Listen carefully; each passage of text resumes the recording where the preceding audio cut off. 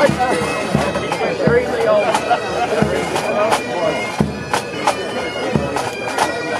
He has got there. And he's going to be on our side in all the time. That's going to be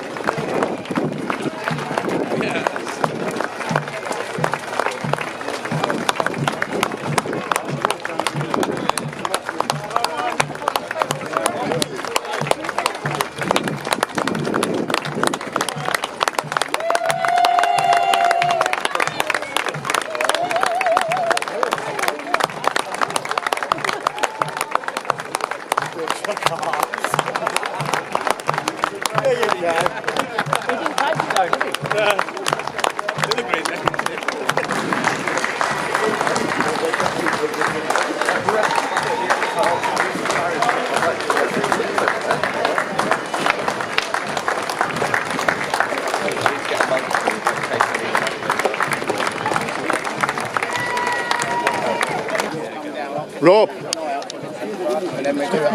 Well done, mate. Good to see you. And you. Fantastic. How are you? Fantastic. Good. Yeah, it's been great. We made it. Can't believe it. I bet it has. Have you enjoyed it? Yeah, it's tough. been good. It's been tough, but it's good. Yeah. Yeah. You've got a bit more to do yet as well. Yeah, I know. Yeah. Well, congratulations anyway. Thank you. Cheers. Thank you. Ladies and gents, we make a hole. Max, please. Take us back.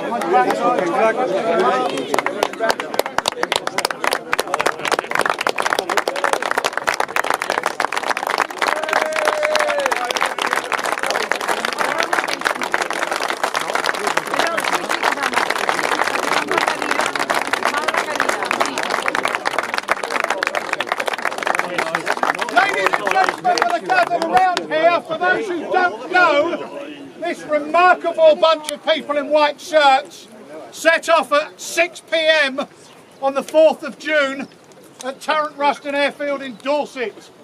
They have covered 65 miles on foot to get here now. Brilliant. Well done.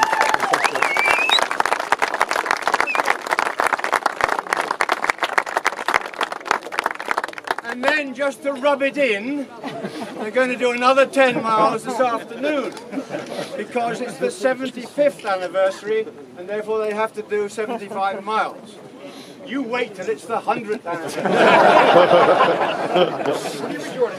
Yes.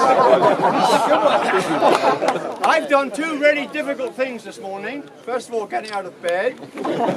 Secondly, arguing my way with help from Derek Hawker past the gendarmes who didn't want to let this old general come through.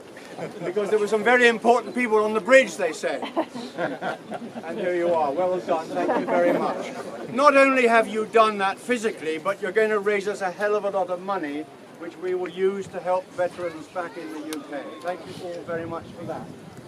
Why are you going to the bridge this afternoon? Because although there were 6 gliders in the operation to capture the 2 bridges, 5 of them got down in the right place. 1 landed, as you all know, in the wrong place, near another river with another bridge. They made a fantastically accurate landing for that bridge. The glider was in a ditch parallel to the canal, and the right wing was almost touching the water. They were that close to the bridge. They tumbled out of the glider, and Captain Friday and Lieutenant Hooper quickly realised that they were at the wrong bridge. They had studied the land of where they were going to be landing, the Orne Bridge, and they knew they were wrong.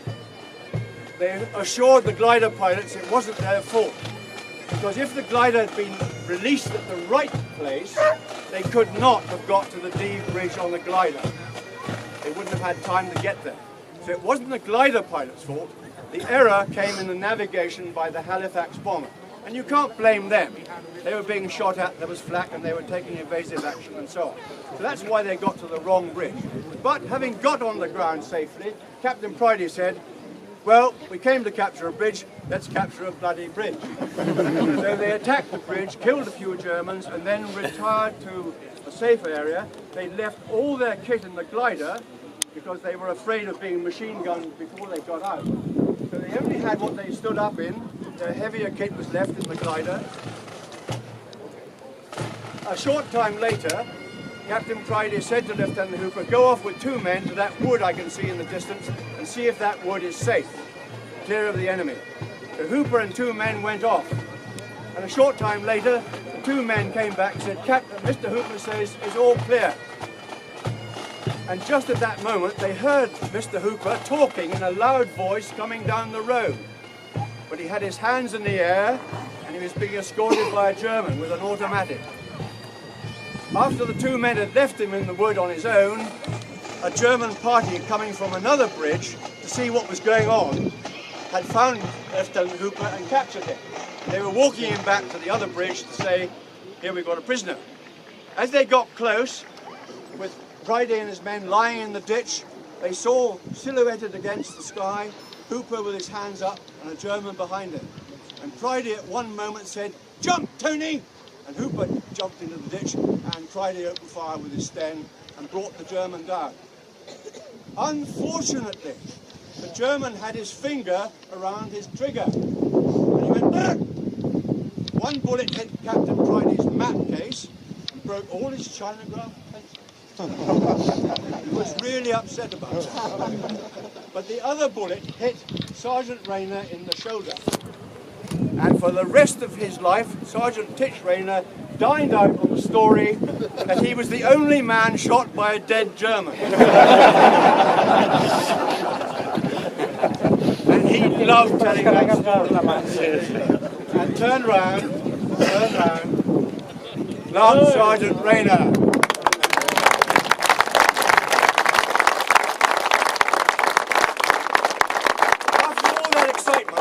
Pridey said, well, my job now is to get this platoon back to the rest of John Howard's company. They didn't know what was going on here, but they knew they had to rejoin them. So they set off in the dark, not knowing where they were because they hadn't studied this area. There were lots of water-covered fields because the Germans had flooded fields to prevent parachutists and gliders using them. But eventually they came to a farm. The farmer and his wife were poor. They had nothing to offer them except the hay barn. And they got into the hay barn at about 2:30 in the morning, and they stayed there till 6 in the morning and had what you might call a quick kip. Then they decided they had to get back, and they set off, not knowing where they were going really, but knowing the rough direction in which they had to aim. Parachutists had been landing during the night, and at one point, Pridey's group of 30 men numbered 150. Parachutists, Canadians, and 1 or 2 RAF people who bailed out of bombers that had been shot down. And Pridey was in charge of this body of people, and he divided them up into an advance guard, a main body, and a rear guard to look after themselves. Other people went off in a different direction, and eventually Pridey got back to Ronville, and 24 hours after he landed, he rejoined D Company. What a story! So when you're doing your 10 miles this afternoon saying this is all too much, think of them. And thank you all again for doing this.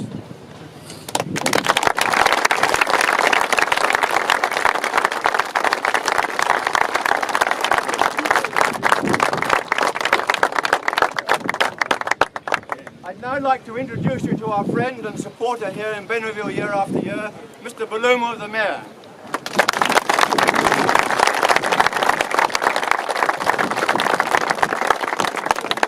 Heureux de vous accueillir. Si nous vous accueillons, c'est par respect, par respect de ce qu'ont fait les vétérans ici qui sont apportés la liberté, qui ont apporté la paix au prix de leur vie. Et aujourd'hui, vous faites le chemin qui a été fait, parole de 1945. Bravo.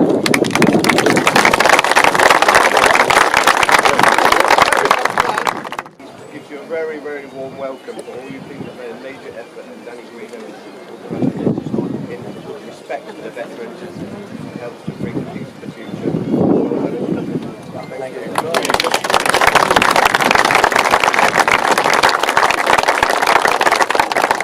Okay, runners, as mentioned earlier, make your way back to our camp area, which is across the bridge, past the Cafe Gondre, keep going until you see a grass bank on the left-hand side.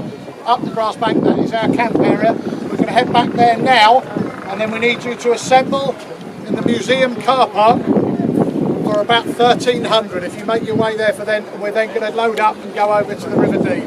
Well done, amazing. Well done.